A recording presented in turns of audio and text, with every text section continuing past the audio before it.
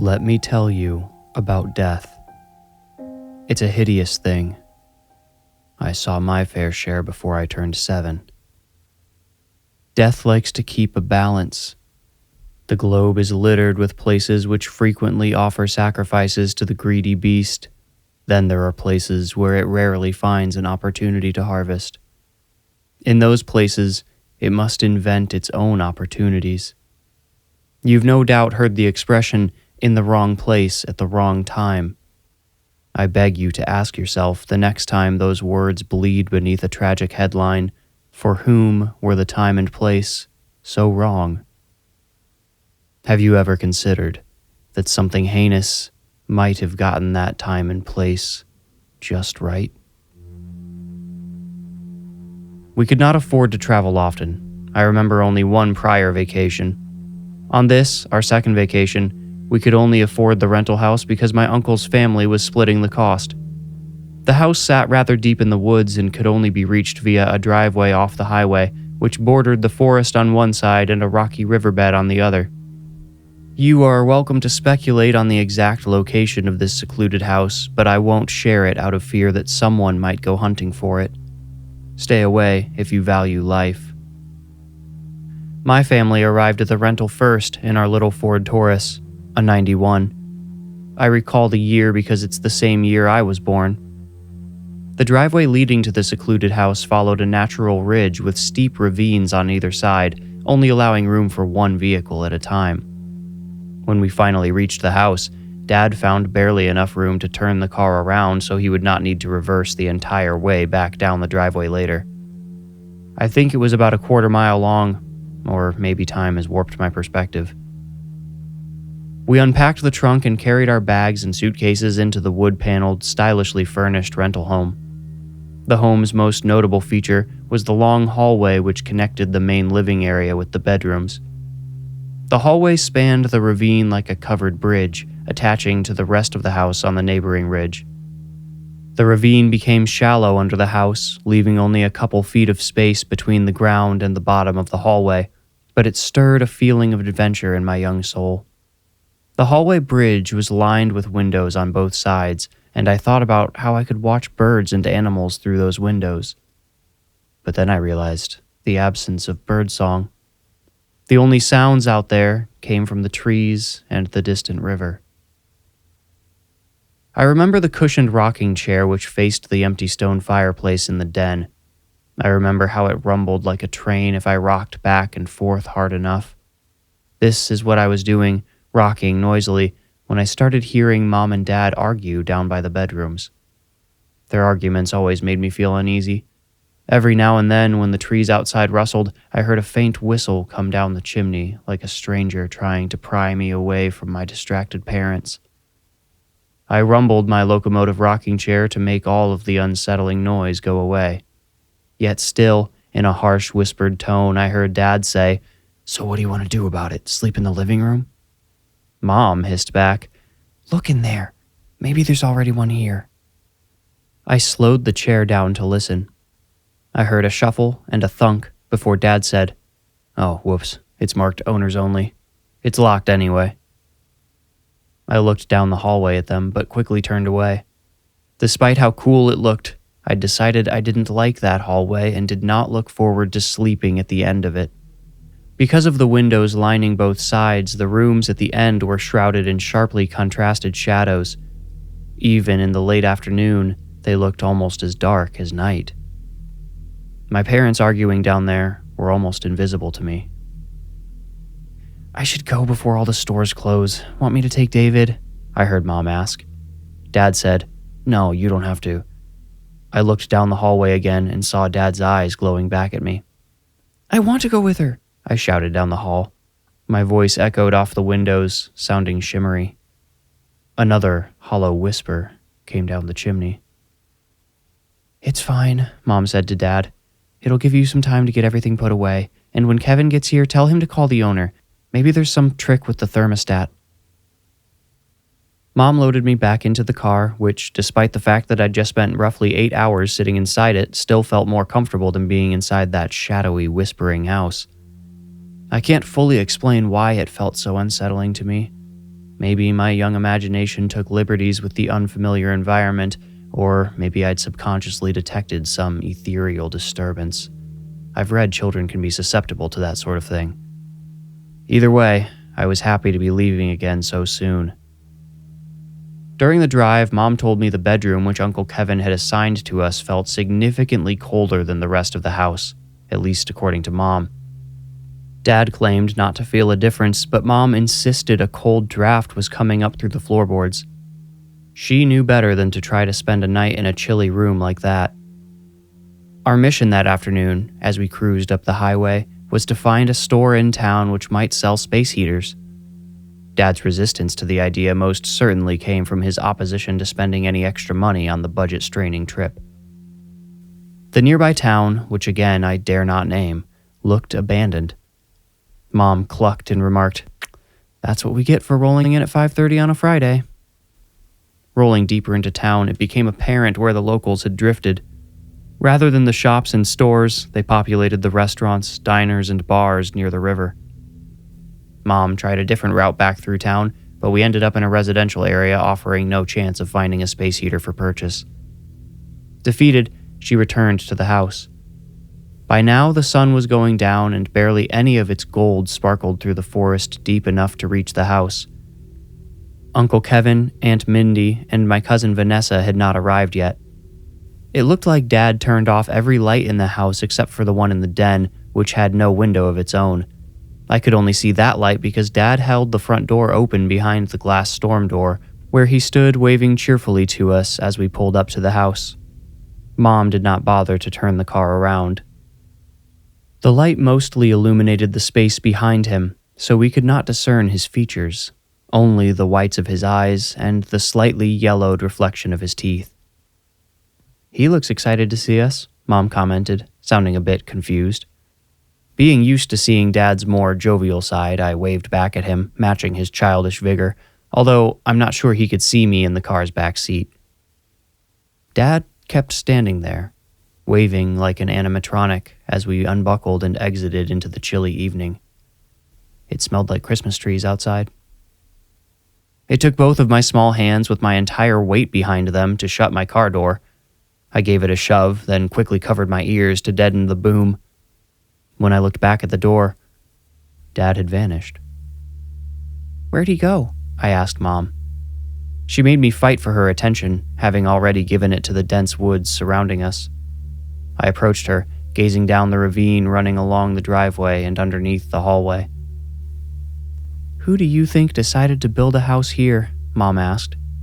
When I answered that I didn't know, she looked at me like she forgot I was there.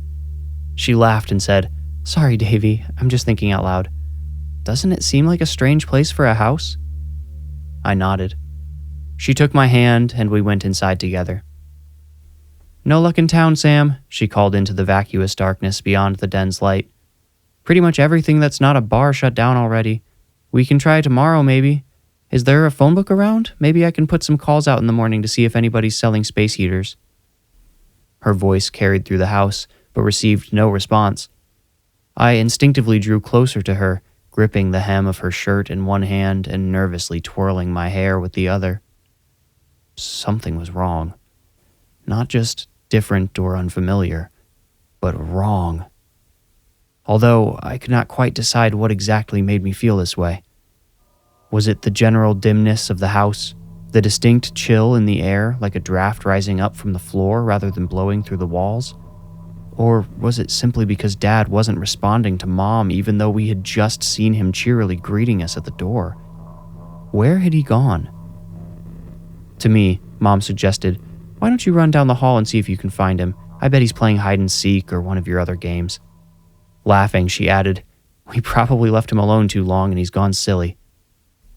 Gone silly is what Mom called it when Dad entered one of his playful moods where he would suddenly turn into a hungry bear or lion and chase me down, wrestle me to the floor while pretending to eat me. I loved his spontaneous games like that. Now hoping Dad was playing, I ran through the house searching for him. I checked the kitchen and what I'd guess you'd call a nook, which sort of jutted off the back of the house behind the kitchen. It connected to a 3-season porch. I didn't find Dad there either. I ran down the hallway, seeing headlights through one of the windows. I stopped to watch my uncle's big white van lurching up the narrow driveway. One slight mistake in either direction probably would have sent that van rolling down the ravine.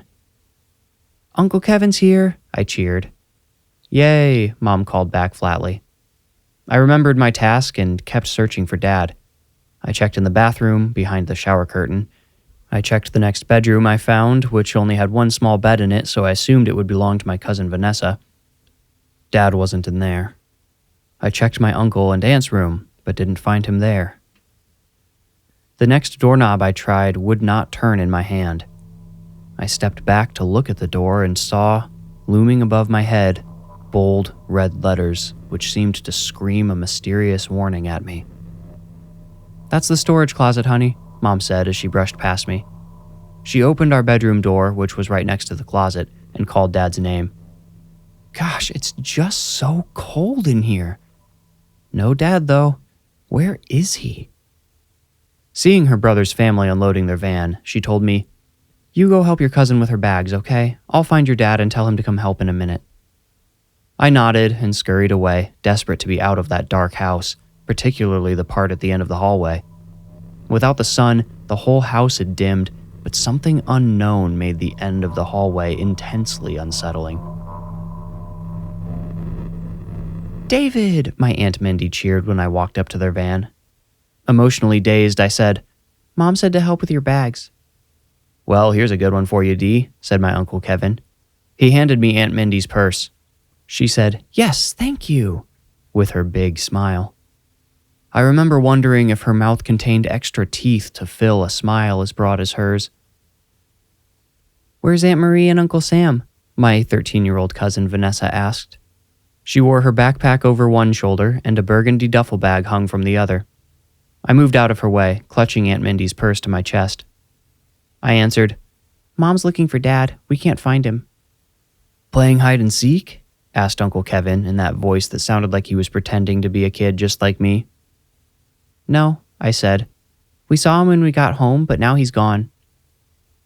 Mom almost hit Vanessa with the front door when she threw it open and tossed a pathetic wave at her brother's family.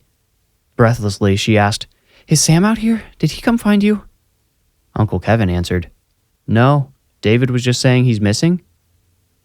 Vanessa attempted to step around Mom and enter the house to set down her heavy bags, but Mom intentionally moved in front of her. Vanessa took an uncertain step backward, as did I in subconscious sympathy. Mom touched the side of Vanessa's arm to show she didn't mean to be rude and said, "Kevin, why don't you come in here? Just for a minute while the rest of you wait outside. Please?" Vanessa's heavy bags hit the porch step in unison. Aunt Mindy smiled at me again, but she didn't look happy this time. She'd stumbled over nervousness into fear, but with both Vanessa and I looking to her as the remaining adult, she tried to put on a brave face. I saw straight through it. Concerned for my dad, I ran in an arc away from my aunt and barreled past my cousin into the house. Aunt Mindy called after me, but I ignored her. I tore through the den, running to where I knew Mom undoubtedly took her brother. I heard their tense whispers before I saw them standing at the end of the windowed hallway. Mom saw me, and her face melted into a gasp. She pointed like a phantom to the door behind me and shouted, "David, get out of here! Get out now!" I saw that closet door with the mysterious warning was now wide open with nothing but shadows inside it. There was a new smell in the house, too. The best comparison I can make is to sausage and onions, but that makes it sound too pleasant. It smelled thick and heavy, like a person who hasn't showered in weeks. That door had previously been locked. Only the owner, who made no mention of making any visits during our stay, should have had a key to open it. Movement at one of the windows caught my eye. "It's Dad!" I shouted, pointing at the figure standing outside with his face an inch from the window. The tip of his nose looked like a marshmallow squished against the glass. His eyes were open wide, and his mouth twisted in a creepy half-smile. He glanced back and forth at us, like one of those cat clocks with the big rotating eyes. "You jerk," Mom scolded, smacking the glass. "Just about gave me a heart attack," laughed Uncle Kevin. I smiled but didn't laugh. I didn't like seeing Dad's face like that. It made me a little nauseated to see a face I usually turned to for safety and comfort morphed into something so scary. And after Mom and Uncle Kevin started laughing, Dad's face stayed frozen with that hideous grin and his eyes stretched wide as if in surprise. "Geez, Sam, I think that's enough," said Mom. She bent down beside his face. It was low in the window because he was standing in the ravine that passed beneath the hallway. Mom said, "Was that you making noise in the storage closet a minute ago? How'd you get in there anyway?" Both of Dad's clenched fists pounded the window at the same time, startling Mom and sending her tripping backwards. I thought the window broke, but the cracking sounds I heard must have been sticks breaking on the ground outside. As mysteriously as he had appeared, Dad vanished once more. Uncle Kevin captured my attention with a thoughtful grunt. He asked, "Either one of you want to explain what's going on here?" Through the open door, we heard my Aunt Mindy's cheerful voice carrying fully through her broad smile say, "There you are." "Is Sam okay?" Uncle Kevin asked, already walking up the hallway toward his wife's voice. When Mom didn't answer him right away, he paused to study her face. He found confusion and worry, and when he looked into mine, he saw my fear. He broke into a sprint. "Sam?" came Aunt Mindy's voice. I could hear her smile collapsing. Then Vanessa screamed. Mom lunged at the hallway window with the best view of the driveway. I joined her, though I didn't really want to look. I no longer felt any dread near the end of the hallway. Its darkness felt like the simple absence of light, just like the rest of the house. Now my dread came from watching my dad lumber up the side of the ravine toward my cousin on all fours. Vanessa was a shrieking statue. Aunt Mindy pulled her away just as Dad reached the driveway. He remained crouched in his animal pose, staring up at them. Then I heard Uncle Kevin's voice, and Dad's head turned toward it. Uncle Kevin walked into the picture, standing next to our car and beckoning his wife and daughter to him. Aunt Mindy pushed Vanessa toward him. She dropped the heavy bag she had picked back up and sprinted. Her duffel rolled down the ravine. Aunt Mindy stepped sideways rather than away from my dad, positioning herself exactly between him and her retreating daughter. Once Vanessa made it inside, Uncle Kevin started walking toward the confrontation. I heard him ask, "What are you doing, Sam?" Then, death introduced itself into my life. Dad pounced like a jaguar, though his movements were more lizard-like than cat. His hands, spread as wide as a frog's, caught the sides of my aunt's face and turned her head to keep her from running. Dad rotated his palms against her temples and pointed his fingers back at himself. Aunt Mindy was screaming. By this time, I admitted to myself that my aunt's attacker was not really my father. It was a stranger. I first noticed his fingers looked too long, even from a distance, as he shoved them into my Aunt Mindy's shrieking mouth. With its head turned toward Uncle Kevin, the creature, now half my dad and half some hideous, hairy reptilian thing, used my aunt's cheeks as grips and smashed her head against the van. Uncle Kevin lunged forward, but his knees failed to respond. Appearing dizzy, he stumbled to the side and caught himself on the trunk of our car.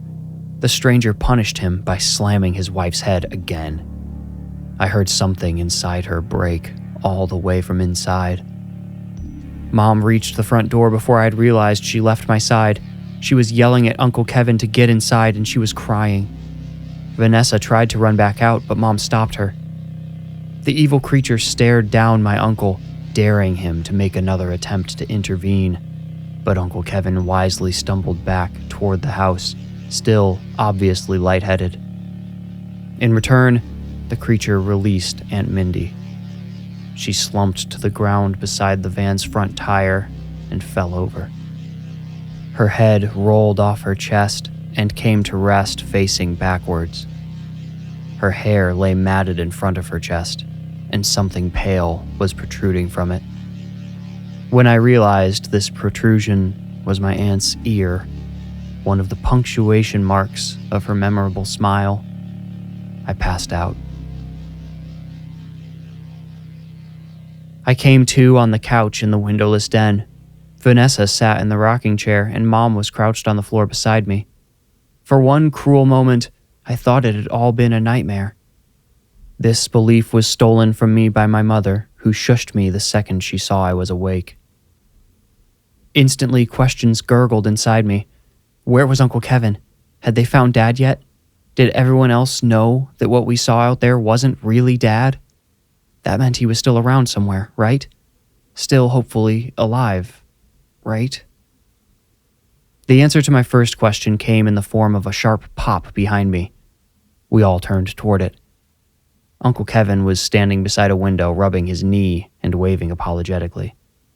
Seeing him comforted me slightly, but I still wanted to know what happened to Dad. Mom motioned for me to stay put and went to conspire with Uncle Kevin. I looked at Vanessa, thinking I could ask her to fill in the gaps for me, but her anguished face, glistening with tears all the way to her jaw, dissuaded me. She saw me look, though, and offered me one detail which I wish I had never heard, so would never have imagined. We haven't seen it since it dragged Mom into the woods. Mom returned and announced, We're gonna go for it. We have to take Kevin's van, so he's going to run out there first and unlock it, but we need to be right behind him, got it? Don't hesitate, just run. We have to do this fast. What about Dad? I asked, jumping to my feet. Mom winced at the volume of my voice. She said, We're going for help, David. Don't worry. That's the only impossible thing my mother ever asked of me. We gathered at the front door. Uncle Kevin rehearsed the motions of unlocking the van, nodding to himself afterward. He said, It's going to take me about 3 seconds, so after I run outside, count to 3, then the rest of you run after me. Unless, well, if something comes after me, just shut and lock the door. Got it? I'll lock myself in the van if I have to. Marie, do you have the keys to your car? I do. Why? Asked Mom. Uncle Kevin shrugged and said, You shouldn't leave them behind. Okay, Vanessa, I want you up front with me, so you go to the passenger door. Marie, you and David get in the back. Stick with Vanessa and get in behind her. Stay close together and move fast. After one final glance through the peephole, my uncle opened the front door. Then the storm door. Confident nothing was going to burst out of the trees and charge up the ravine, at least not right away, he gave Vanessa a quick side hug, then broke away from the house. I'd never seen a grown man run so fast without a trophy on the line. Mom whispered a countdown from 3, then we ran too. I'm glad Mom gave us that warning about not hesitating because I would have delayed without her words ringing in my head. Nowhere felt safe anymore, but the locked house sure felt a lot better than the expansive forest or even the big white van. Aunt Mindy's bloodstain looked like a growth of mold creeping out from the fender. It smelled sour. And when we ran past it, flies buzzed away. Uncle Kevin timed everything perfectly. Vanessa stopped at her door just as the lock popped. Mom and I passed around to the door behind her. We all opened our doors in unison and climbed in. When the doors closed, my uncle locked the van again. No one celebrated. Mom pulled my seatbelt over me, then pulled me close to her on the seat. She held my head against her chest and shushed me like a baby. Normally, I would resist such treatment, but that night, I welcomed it. Uncle Kevin turned the engine over and the van rumbled to life. So much noise. If the creature was oblivious to us before, it certainly knew what we were up to now. My uncle jammed the van into reverse. Vanessa yelled, "Dad!" and pointed at her side view mirror.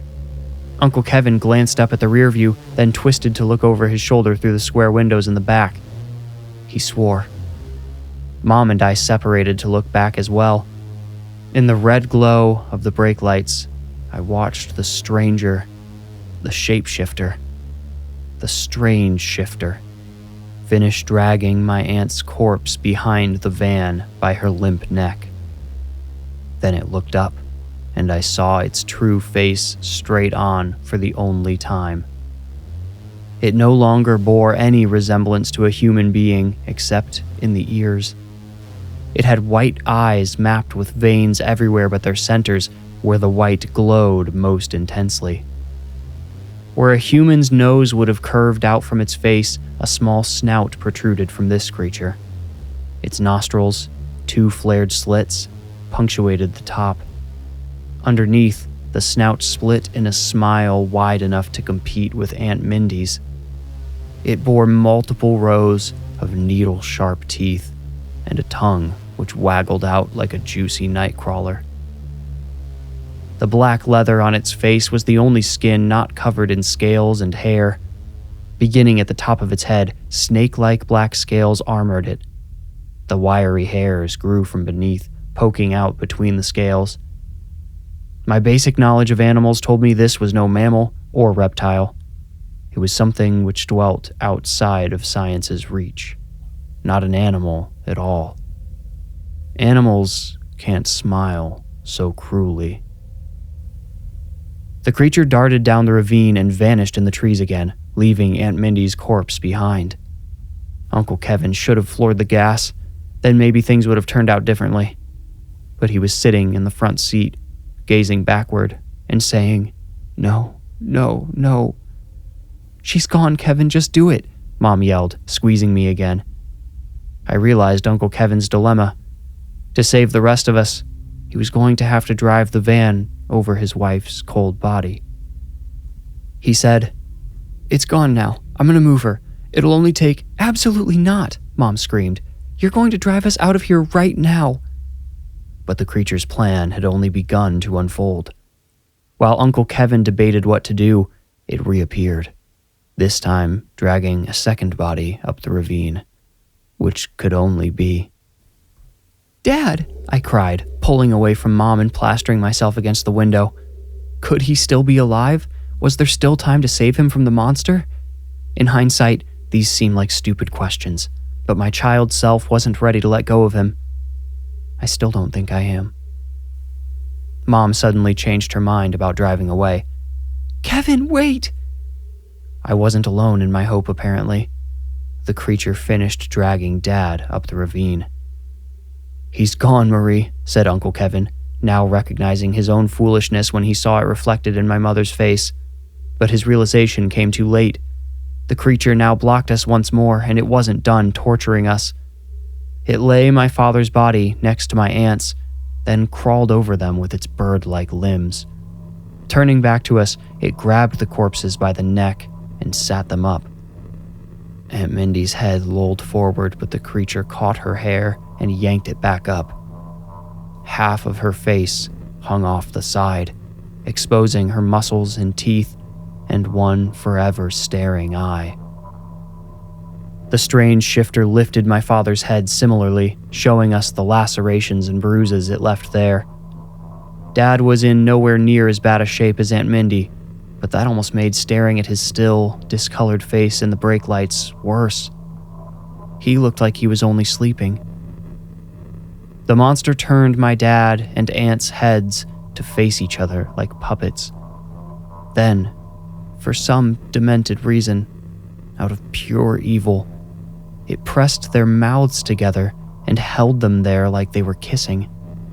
It rotated their skulls to mimic the passion of a tender moment, all the while smiling at us with its open mouth and blank eyes. Whatever the intended result of this game might have been, I can only speculate, but it wrecked my uncle's remaining composure. Mom made a choking sound, and I thought she was about to cry, but realized she was going to puke.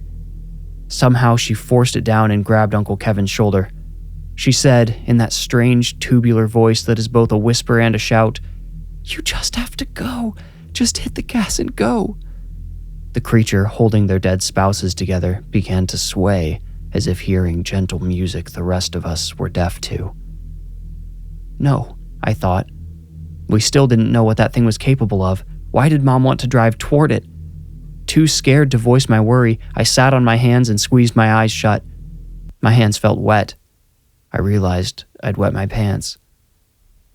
"Kevin," Mom continued to plead, "please just back up. The doors are locked. Just go." Uncle Kevin's voice bubbled up from his wet throat in a roar of primal anger and anguish. He hit the gas pedal with equal ferocity, rocking us as the van rocketed backward. Because I had my eyes shut, I don't know where the creature went. I felt the van bump over something, and I heard a grotesque crackling beneath us. Then the van ground to a stop. "No, no, no!" my uncle shouted. I was right. I knew it. The creature was ready for us and did something to the van. My uncle tried reversing again. The engine growled and I heard the back wheels spinning, but we did not move. Mom pulled me to herself and covered my head with her arms. I heard a new sound. As the wheels spun, something thudded repeatedly against the side of the van. It stopped when the wheels quit. "What is that?" Uncle Kevin grumbled as he hit the gas again. The thudding resumed. Suddenly, Mom screamed, "Stop, Kevin, stop!" I peeled one of her arms away. She tried to bury me again, but her arm slipped over the top of my head. I wish she had succeeded. Before the wheels stopped, I saw one of my father's bloody, broken hands slapping against the window behind mine again and again and again, after which it slipped down, leaving streaks through the splattered blood covering the glass. "He's caught in the wheel," Mom said, sobbing now. I could feel her entire body shaking. It felt like an earthquake collapsing my defenses. "Anybody see that thing?" asked Uncle Kevin. "It went out in the trees again," Vanessa answered. My uncle sighed. "You all run for Marie's car, got it? I'm going to drive the van out of the way." Vanessa argued, "Dad," but he silenced her with his hand. "Don't worry, baby, I'll be right behind you."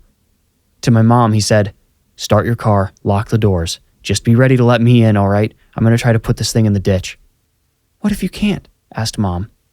Uncle Kevin clenched his jaw and constricted his hands around the steering wheel. "I will. Now run before that thing comes back."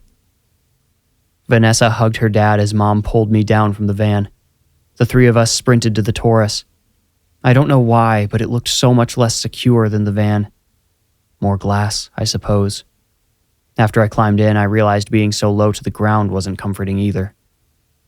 Mom started the car and locked the doors just like Uncle Kevin said. Vanessa and I buckled into the back seat. Vanessa leaned forward to reach the passenger door lock, ready to tug it the second her dad reached our car. Behind us, I heard the van roar. It sounded so much louder not sitting inside it. We watched the van jump up as it finally dislodged from the bodies beneath it.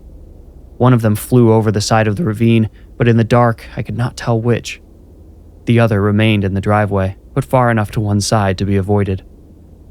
Uncle Kevin launched the van over the side of the ravine, landing with a crunch and a rattle halfway down. There, the van took a sharp turn, because my uncle was unable to crank the steering wheel straight in time. Careening downhill, the van crashed into a thick tree at the bottom. "Kevin!" shouted Mom. "Dad!" screamed Vanessa. My own voice caught in my throat, stuck beneath a spontaneous lump, escaping only in a tiny whisper. "It's back!"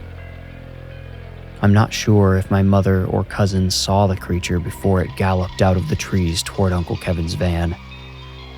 As if tearing through paper, it ripped open the passenger door and leapt inside. Mom jammed the Taurus into reverse, and I prayed the sedan would carry us away. I accepted that it was too late for Uncle Kevin. But then he appeared, sprinting up the side of the ravine. He must have escaped before the demon entered the van. "Wait!" Vanessa shrieked. At first, I concurred. Uncle Kevin was scaling the ravine at an incredible pace. Mom started backing up but hit the brakes in my uncle's path to let him in. Then I remembered how I'd seen Dad's face in the hallway window right before this gruesome nightmare commenced. Instinctively, I yelled, "Mom, that's not him!" Mom jolted as if suddenly coming awake and hit the gas again. The tires beneath me bounced over whichever corpse was on the side of the driveway, but we cleared it. Uncle Kevin stopped at the driveway and stared after us, a haunting expression of despondency hollowing his face. I knew In an instant, I had been mistaken. No sooner had I made this indelible realization than the monster burst out of the back of the van. It bounded up the ravine in 4 swift gallops and pounced on top of my uncle. They tumbled down the ravine together, and Mom sped away in reverse.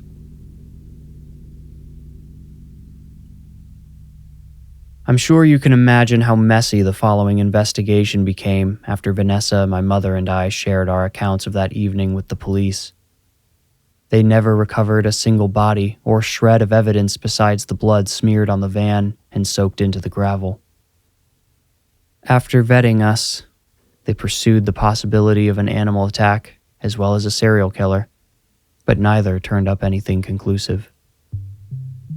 Through the process, we learned the owner of the house had been reported missing about a year before, and the police assumed him dead.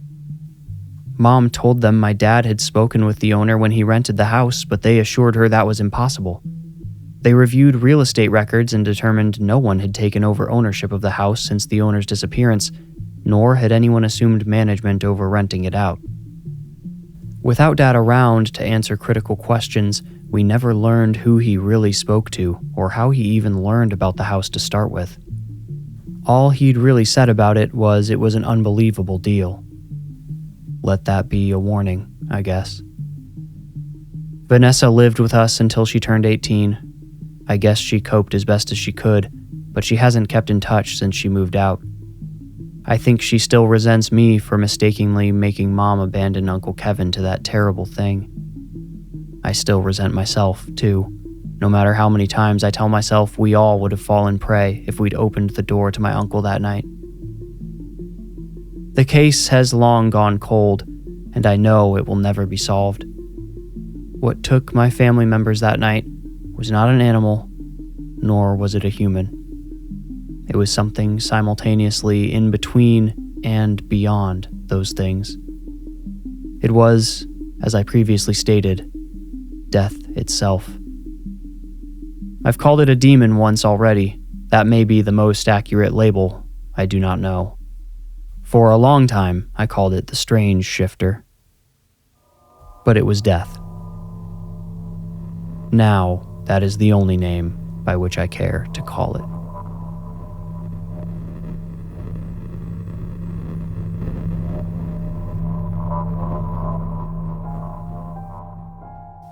You made it out. Congratulations. If you enjoyed the story, please rate, like, review, or subscribe. For ad-free episodes and bonus Into the Woods episodes, become a patron with the link in the description. You can also support the show by buying merch. That link is also in the description below. To stay up to date, follow me on Instagram at The Warning Woods, and if you feel ready, meet me here next week for another journey into the Warning Woods. Thank you for listening.